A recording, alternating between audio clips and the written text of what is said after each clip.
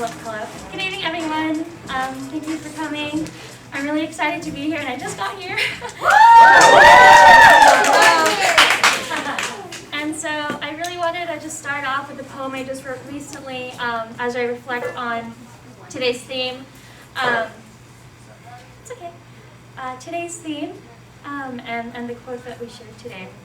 So this is partly an untitled piece, because again, I just wrote it a few days ago, but I hope that it resonates.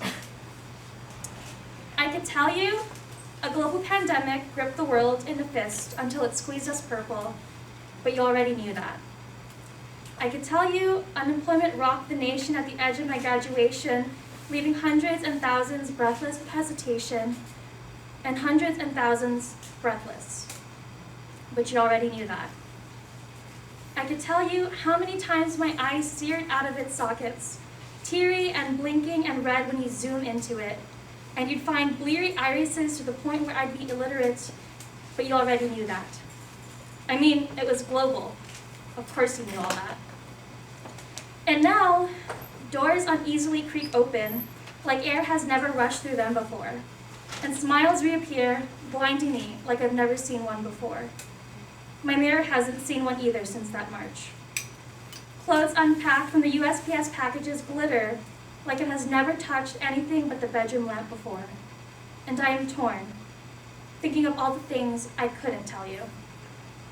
I couldn't tell you that I sat in a hollow 2-bedroom apartment, the glowing television screen my only company, to block out the silence and its cacophony, peering at the possessions of people who once called us home too, 2 months ago, sipping Cabernet Sauvignon clinging to its neck to feel us alone.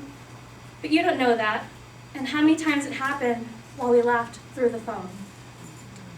I couldn't tell you I went on drives at 3 in the morning, cigarettes after sex oozing through the emptiness of my Camry, looking out my window like I'm the titular character of my own HBO show, and maybe the world was out to get me, but my therapist said, don't take it personal. But who wouldn't take it personal in the face of a disintegrating society, in the face of hiring freeze, in the face of a third job after quitting my second, in the face of realizing I chose the wrong studies, in the face of my childhood dog dying in my arms, in the face of no one because they're 6 feet away from me, in the face of unknowing and unlearning and unknowing and pause. This pause was too long, but you already knew that.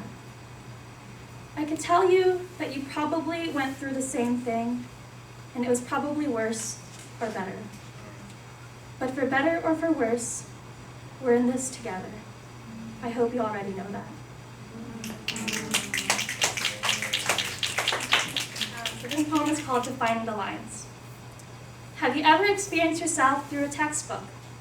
Because here in the States, you're worth multiple chapters when you are a white man.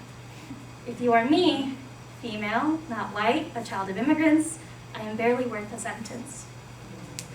But in these Friday night meetings, I would read academic articles and essays, shine a light on my missing piece of America, the culture I had removed from every part of my external being, solidified itself in front of my eyes, and I began to see my reflection.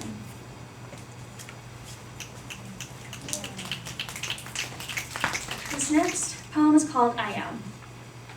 I am not the stereotypes that haunt me at parties. I am not a model minority flaunting pseudo-satisfaction. I am not the precarious line of being enough because I am enough. I am our history, the ship jumpers at the Gulf, the farm workers in Stockton, the activists in Delano, the overseas workers buying boxes. I am the Latino influences that my childhood embraced with warm brazos and dulce love. I am the food you fed me, onions and garlic sizzling, a bowl of vinegar for dipping, chunks of meat in a pool of sauce. I am a product of immigrants, your wildest dream, your labor's payoff. Out of all of this, I am your granddaughter, and you've made my heart into rice. Familiarity, comfort, home, love.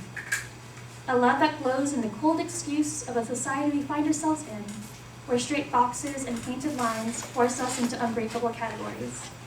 A love that moves past these borders to exchange tender familiarities.